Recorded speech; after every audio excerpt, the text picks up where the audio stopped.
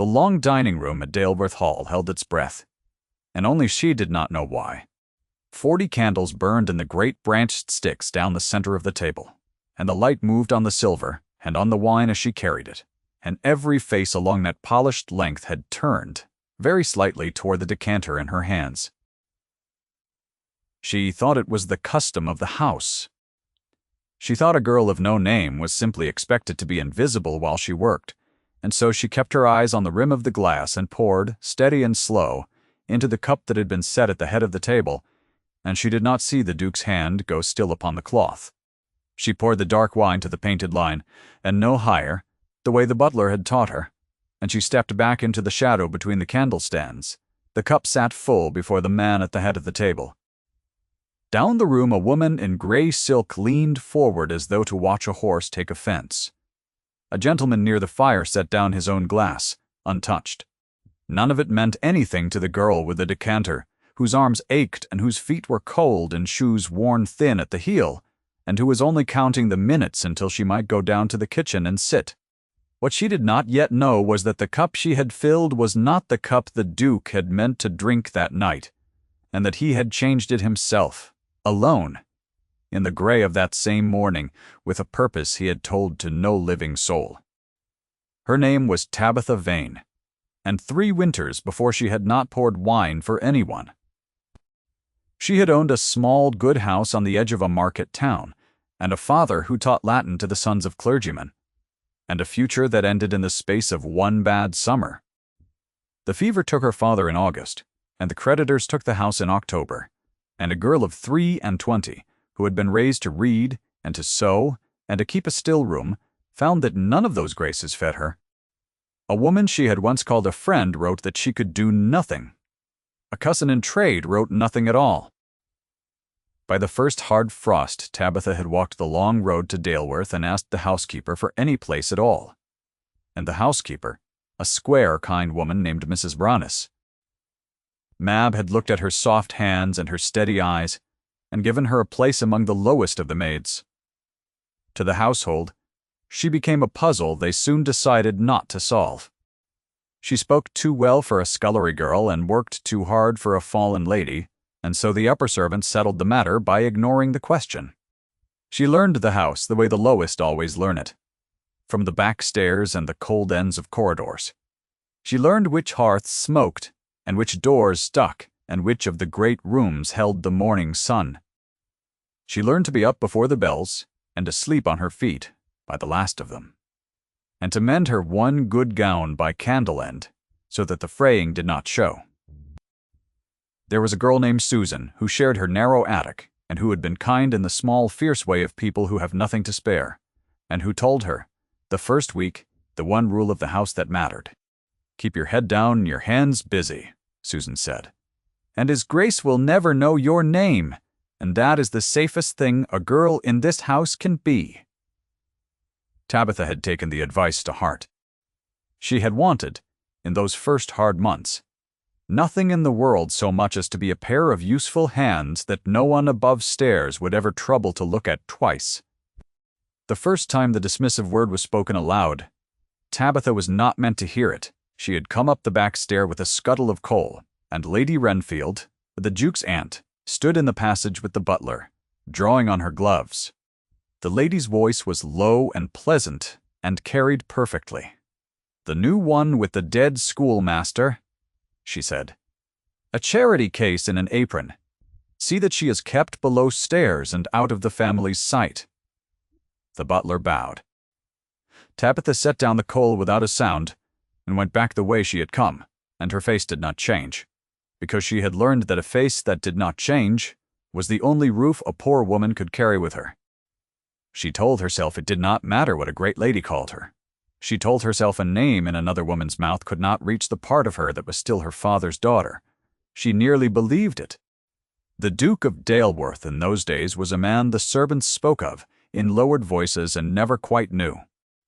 He was 39, a widower of 4 years, and he had buried his young wife and their hope of a child in the same hard week, and had not, the older maid said, smiled since. His name was Bertram, though no one below stairs would have dreamed of using it. He rode out before dawn and came back gray with cold. He sat alone in the long library with the fire unlit until Mrs. Mabb sent a girl to light it. He was just to his people and distant from them, and the county had decided he was proud, because the county could not tell grief from pride at any distance greater than a dinner table. Tabitha had seen him perhaps 4 times in her months at the Hall, always from the edge of her room, always with a tray or a cloth in her hands. She had marked the way one marks the weather, that his face was still as ice over a river, and that his eyes were the color of smoke, and that when he thought himself unwatched, the stillness in him looked less like coldness than like a man holding a door shut against something behind it. She thought these things, and then she scrubbed the hearth and forgot them, because a maid who let herself look at a duke was a maid who would soon be looking for another place. The matter that would change everything began as such matters do, with a small wrongness that only one person noticed. It began with Mr. de Two Has, Lucian Thrale, the Duke's cousin, and the man who would inherit Daleworth and its £11,000 a year if the Duke died without a son. Mr. Thrale had come to stay in the autumn and had not gone away again. He was a handsome, easy man of 34, with a laugh that arrived a half-second before anything funny, and he was kind to the servants in the way that costs nothing, learning their names and asking after their mothers. The maids liked him. He was, they agreed, a great deal warmer than his grace. Tabitha alone did not warm to him, and she could not have said why, except that once, carrying a tray past the gun-room, she had seen his face when he believed himself alone, and the easy warmth had been gone from it entirely. And what was left had made her step quickly and quietly on. She did not know that he had debts in town that would drown a smaller man. She did not know that he had spent 3 years counting the days of a healthy cousin who was only 5 years his elder and might live to 70. She did not know any of it. She only knew that she did not like to be in a room with him, and she kept that knowledge to herself, because the dislike of a maid was worth less than the dust she swept. What the Duke knew, he had come to slowly and alone. He had watched his cousin's debts and his cousin's smile, and he had noticed with the cold patience that the county mistook for pride that his own health had begun to fail in a manner no physician could name, a heaviness after dinner, a trembling in the hands by candlelight, a long gray nausea in the mornings that lifted oddly on the days he dined away from home. He was not a stupid man. He had buried one half of his heart already, and he found that he was in no haste to follow her by another's hand. He said nothing.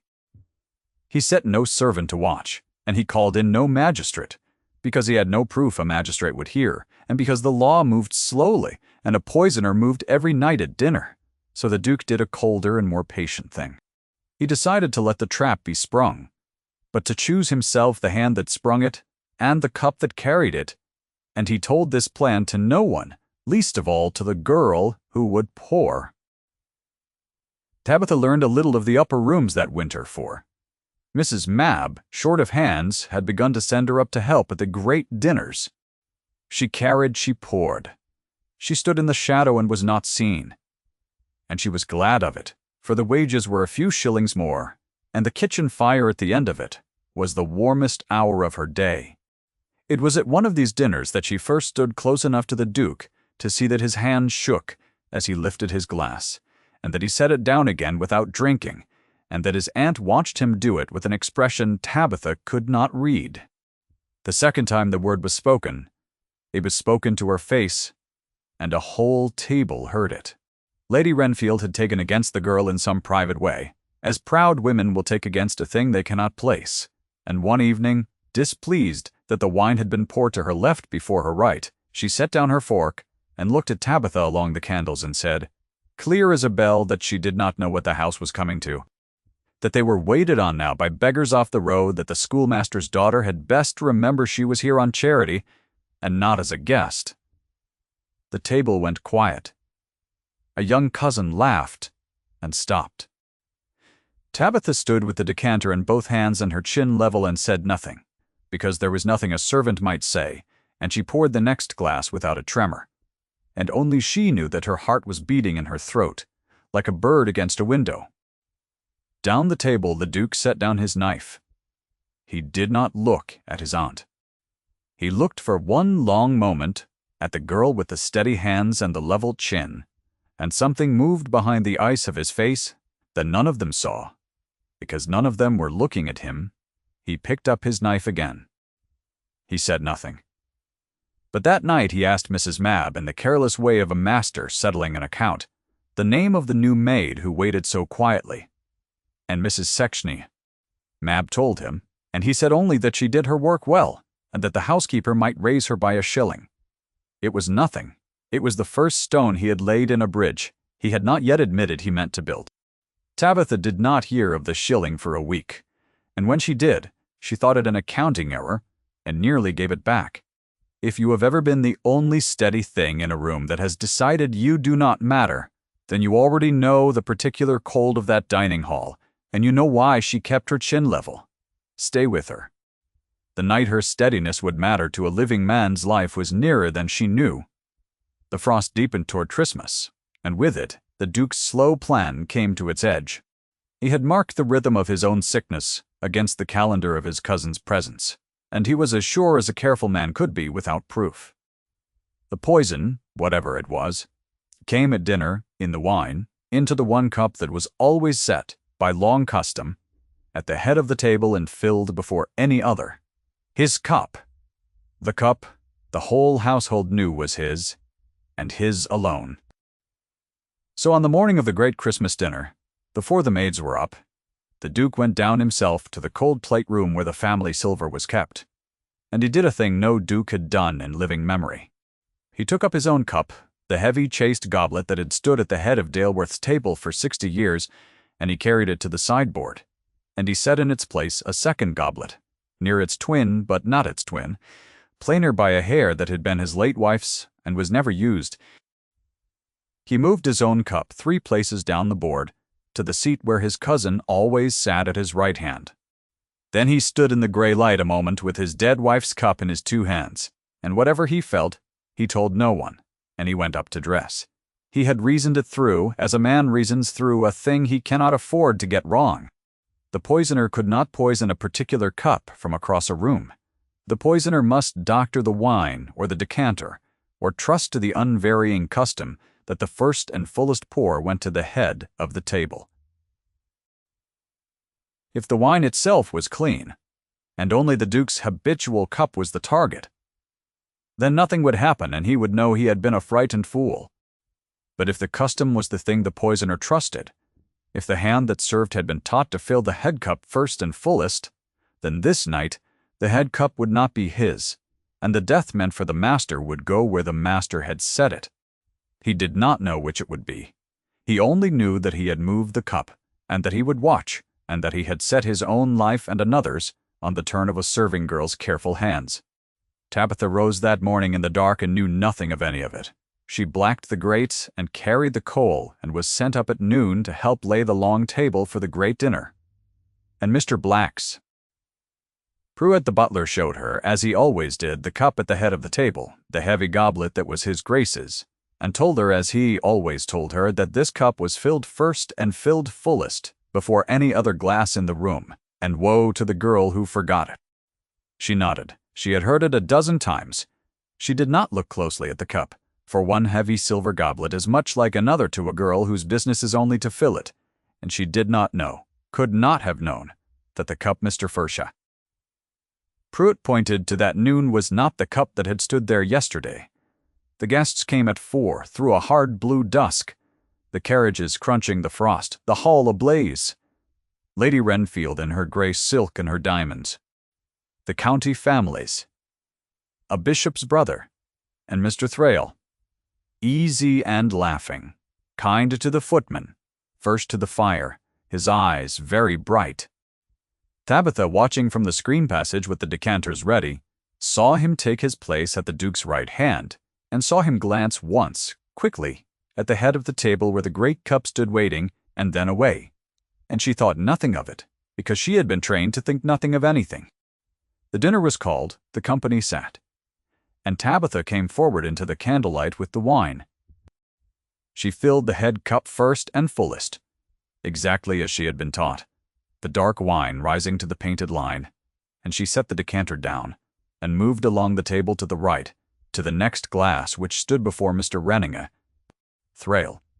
And she filled that one too, full, because he was a gentleman and the master's near kin, and she had been told to be generous to the high seats.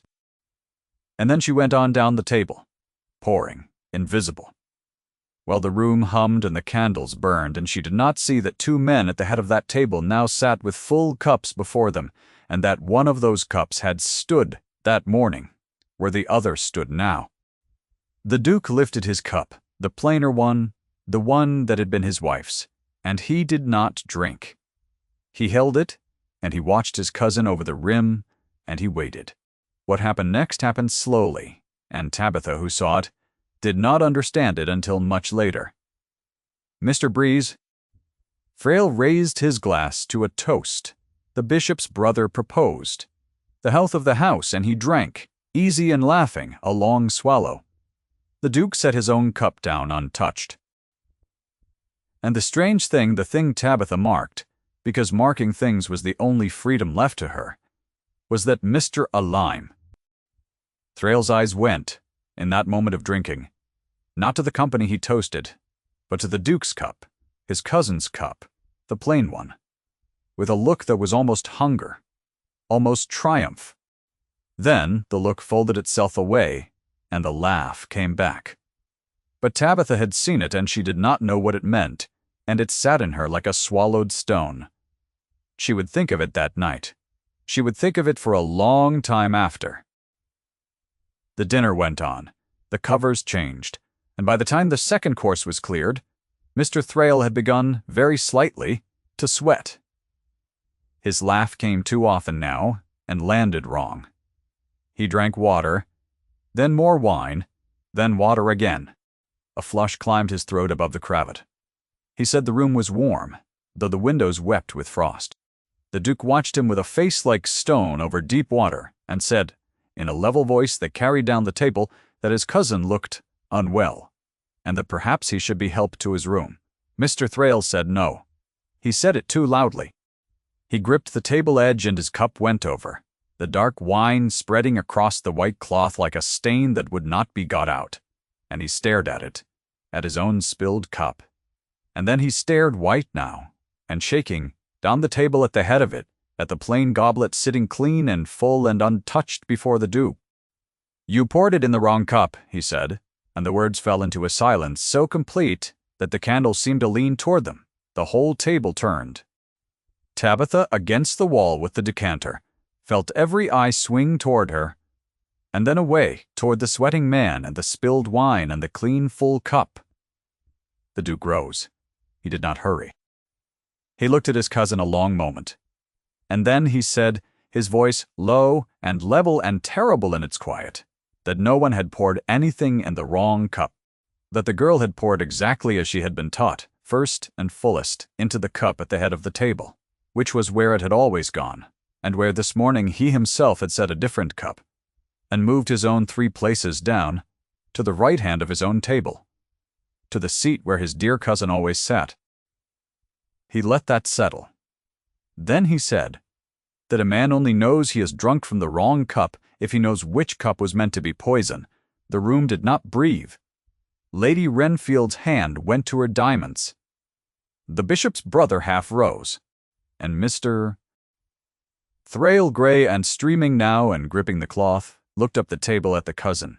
He had counted dead for 3 winters, and the easy warmth was gone from his face entirely, the way it had gone that day outside the gun-room, and what was left was a man who had walked into a door he had built himself. "I am not well," he said. "I must have eaten something." And no one in that room believed him, because they had all heard the Duke, and they had all seen the cups, and they were watching now with the slow, dawning horror of people who have dined for a season, beside a thing they took for a friend.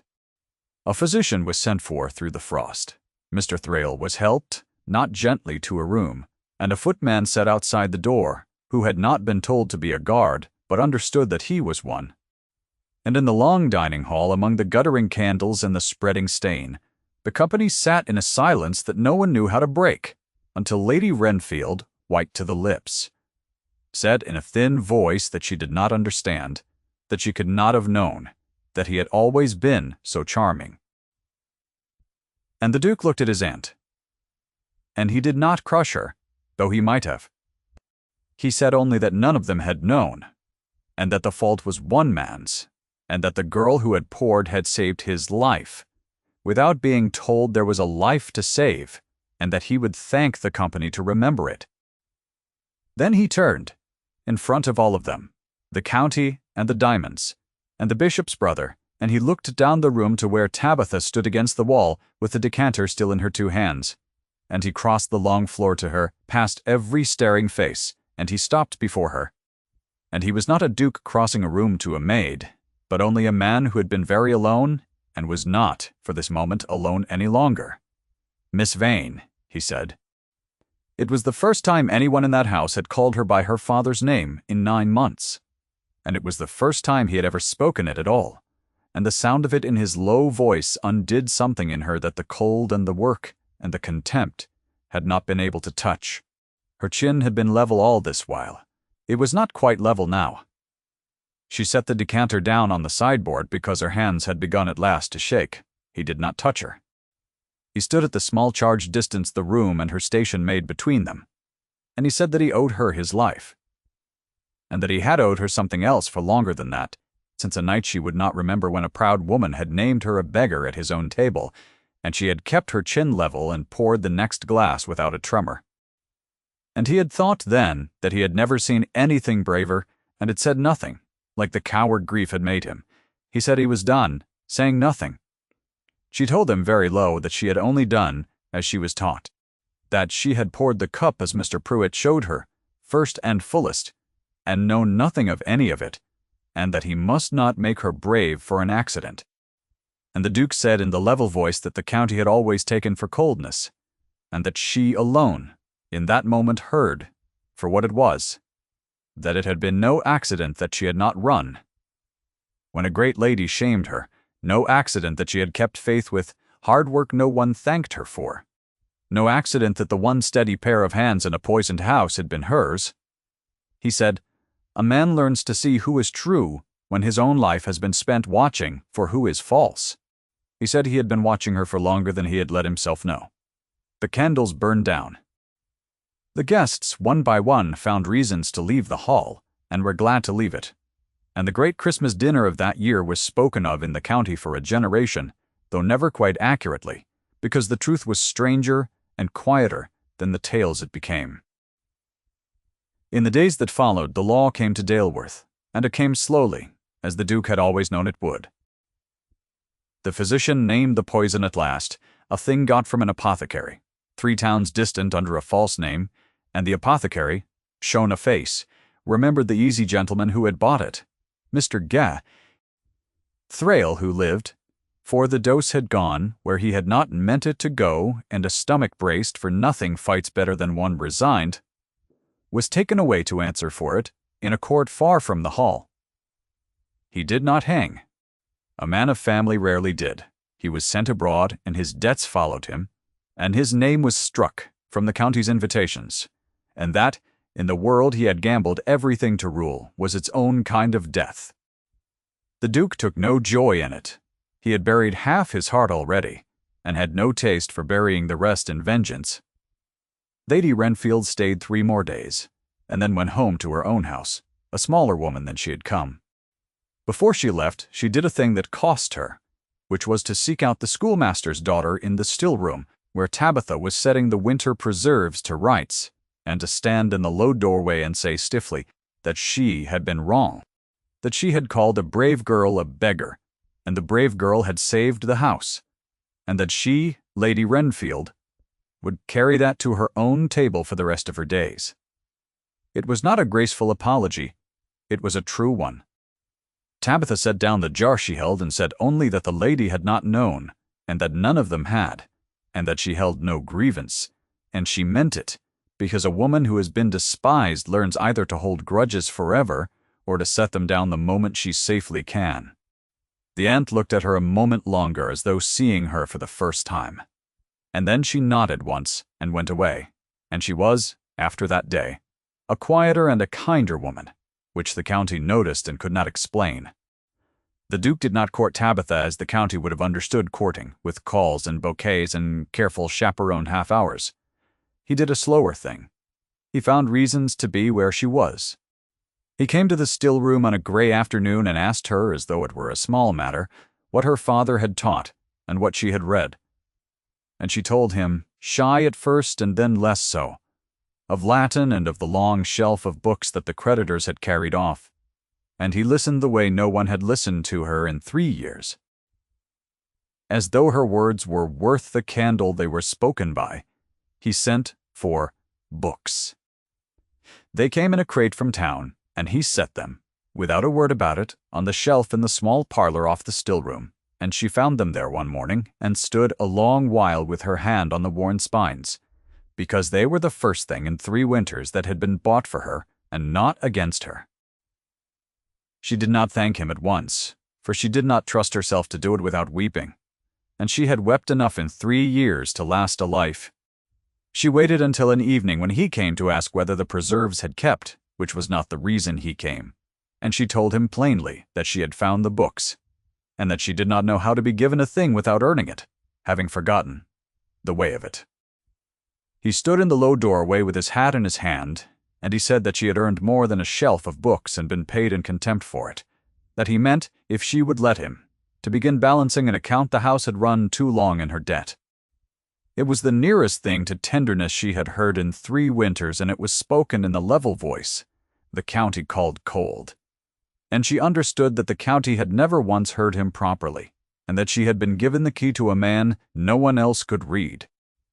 After that she let herself look at him when he came, which she had not done before, and she found that he was always already looking at her, and that neither of them had any longer the heart to pretend otherwise. He told her of his wife on an evening when the snow came down past the library windows, told her plainly and without drama, the young wife and the child that never breathed, and the long gray years after, and how he had decided, somewhere in those years, that to want anything again was to hand the world another thing to take from him, and how he had been wrong and how he had known he was wrong. The night a girl with worn shoes kept her chin level under a great lady's contempt, and poured the next glass without a tremor. She listened. She did not fill his silences with comfort he had not asked for. When he was done, she said only that she was sorry, and that grief was not a debt a person ever finished paying, only one they learned to carry, without limping. And he looked at her as though she had said something he had waited 4 years to hear. The proximity between them was a quiet and a charged thing, lived in, held looks across the still room and in the careful inches he kept and she kept, in the brush of a gloved hand when he steadied her on the icy step, and the way neither of them moved away as quickly as propriety asked. He did not declare himself in a hurry. He had learned the cost of haste and the cost of delay both, and he meant to do this one true thing slowly enough to do it right. What she did not let herself believe, through all those gray, bright weeks, was that it could end in anything but her own quiet heartbreak. A duke did not marry a maid. The world she had fallen out of did not let a person climb back, and she had made her peace with the falling. And she would not be such a fool, she told herself, as to mistake a lonely man's kindness for a future. She kept her chin level.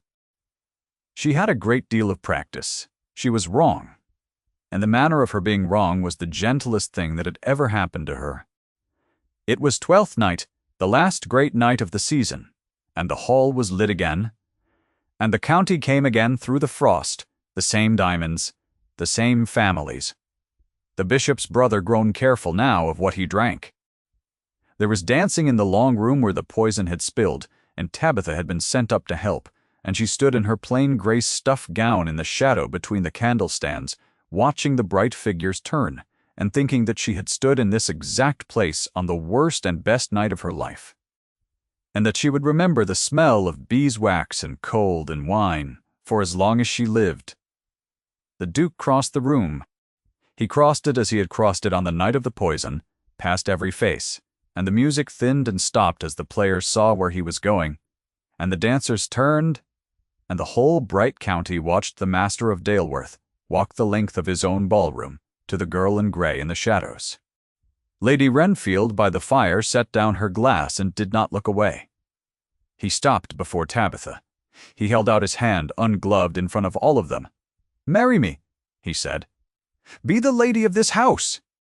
6 words in the same room where a great lady had once called her a beggar off the road, spoken in the same level voice the county had always mistaken for cold, and the room heard them, all of it, and the room did not laugh. Tabitha stood with her worn shoes on the polished floor, and her heart beating in her throat like a bird against a window, and she looked at the open hand and the smoke-gray eyes, and the man who had crossed a room twice now to stand at the small charge distance that station kept between them, and she understood, at last, that he meant to close that distance for good, in front of everyone, and let the world make of it what it would. She had a speech, somewhere, about a duke and a maid, and the impossibility of it. She did not give it. She had learned, on a poisoned night, that the steady thing and the true thing are sometimes the same thing, and that a woman may keep her chin level for years, and still, when the right hand is held out, set down the decanter, and take it. She put her hand in his. The county, to its lasting astonishment, found that it approved, the way a crowd will swing all at once to a thing it has secretly been waiting to be given leave to feel, and Lady Renfield by the fire pressed her gloved hand to her mouth, and the music, after a moment, began again, and the master of Daleworth led the schoolmaster's daughter out onto the floor of his own ballroom and danced with her while the candles burned, and no one in that bright turning room would ever again call her a beggar off the road, for she was Daleworth's now, and the house had said so. They were married in the grey stone church on the edge of the estate in the first thaw of the new year, with the snowdrops just up along the wall and the rooks loud in the bare trees. And it was a small wedding by the county's standards, which suited them both, for neither had ever loved a crowd. Mrs. Mab wept openly, and Mr. Pruitt, who had taught a fallen girl which cup to fill, stood very straight and very proud, and did not weep at all, though it was a near thing. The books came down at last from the small parlor off the still room and went up to the long library onto the shelves beside the Duke's own, and on winter evenings Tabitha read aloud to him by the fire he no longer let go cold, the Latin her father had taught her and the poems the creditors had carried off and he had bought back. And he listened the way he had always listened, as though her voice were worth more than the candle that lit it. On the night of their first Christmas as man and wife, the long dining hall was lit again, and they sat together at the head of the table, and the heavy chased goblet that had stood there 60 years stood there still, his own cup brought back to its place. But beside it, where no one but the two of them would think to look for it, stood a second cup plainer by a hair, that had been his first wife's, and had once, on a hard cold morning, saved his life by standing where it did not belong. He did not drink from it. He did not put it away. It stayed at the head of Daleworth's table, the cup that had been moved and the cup that had been spared, and Tabitha understood without being told that it was a kind of grace he kept for the woman who had gone and for the woman who had stayed, and she did not mind it, for a heart that has learned to carry grief without limping has room in it for more than one kind of love. She poured his wine that night herself into the heavy goblet, first and fullest, the way Mr. Four. Pruitt had taught her on a noon that felt like another life, and she set the decanter down, and she did not step back into the shadow between the candlestands.